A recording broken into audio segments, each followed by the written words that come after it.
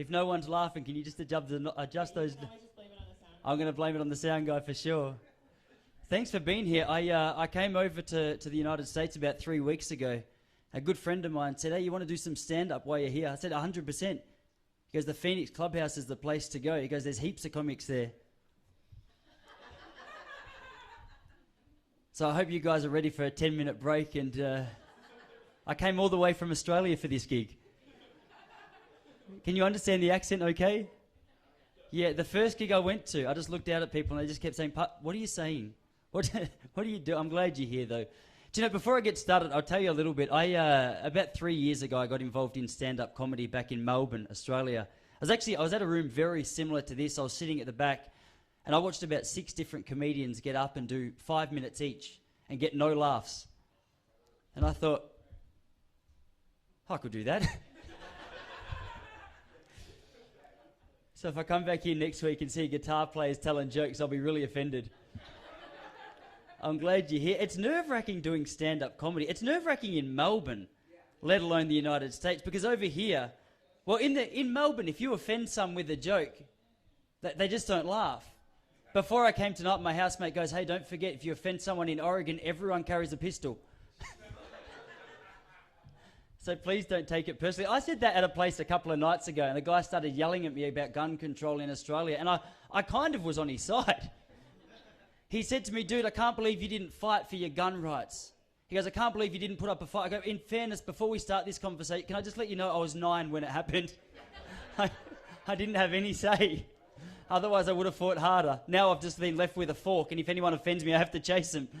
It's been weird, man. I don't know how much you've heard about Australia the last couple of years, but they got way too excited with lockdowns. It's been embarrassing. It's the first time in my life I think I've been embarrassed to be an Australian. We like playing this game of we're so laid back, so chilled out. Now we come over here and people go, it's just a different vibe. But it was weird.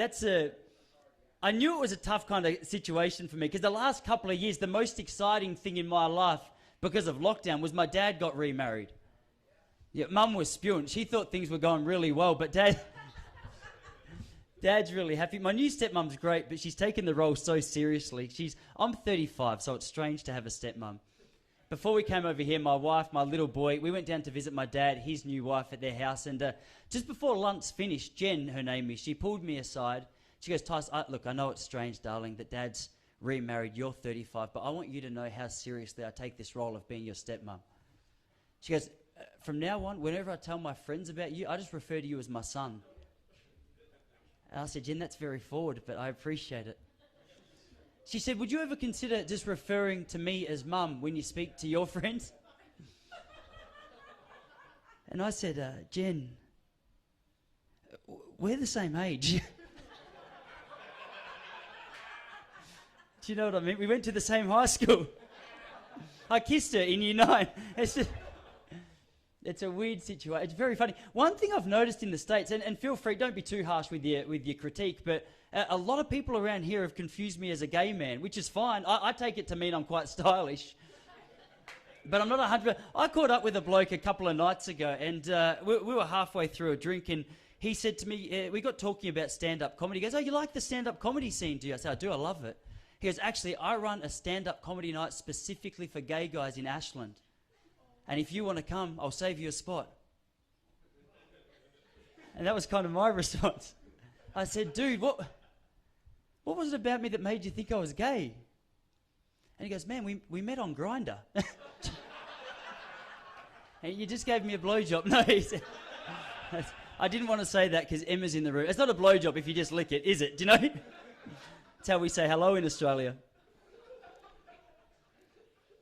That was a joke. If you've never been to Australia, I've never said hello to any of my mates like that. It was just a confusing nightclub. It was once off. Man, do you guys know the athlete over here, Sha'Carri Richardson, the US sprinter? Yeah, awesome. Sha'Carri Richardson, for those of you who don't know, she ran the fastest time of any US sprinter in the last 40 years. She ran 10.69 for the 100 metres to qualify for the Tokyo Olympics last year. But at the end of the race, the US anti-doping agency cancelled her ability to be able to go to Tokyo because she tested positive for what they deemed a performance-enhancing drug to sprinters. Do you want to have a guess what it was?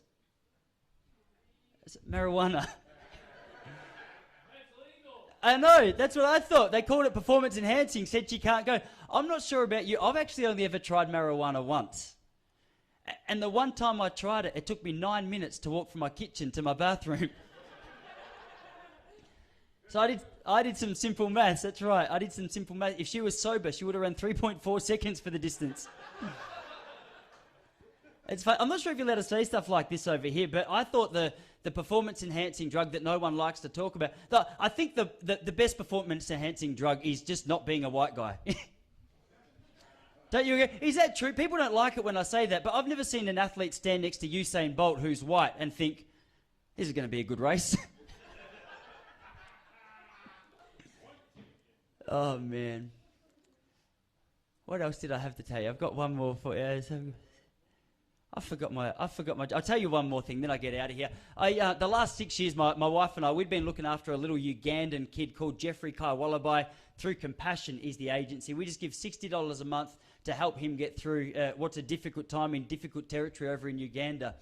What was crazy was just last week I got a letter from Jeff, and he wrote a letter to say, hey Tyson, this is where the sponsorship ends. I wanted to thank you for everything you've done for my family. He's actually moving to this country to become a lawyer.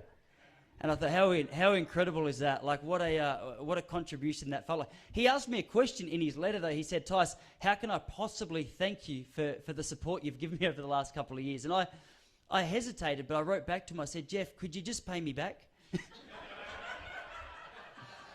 You know, even if it's just $50 a month. So I'll send you an update every couple of months and let you know what I'm putting the money towards. Little Jeffy from Uganda's done well. Guys, hey, thank you for letting me break up the night. That was a lot of fun. Cheers.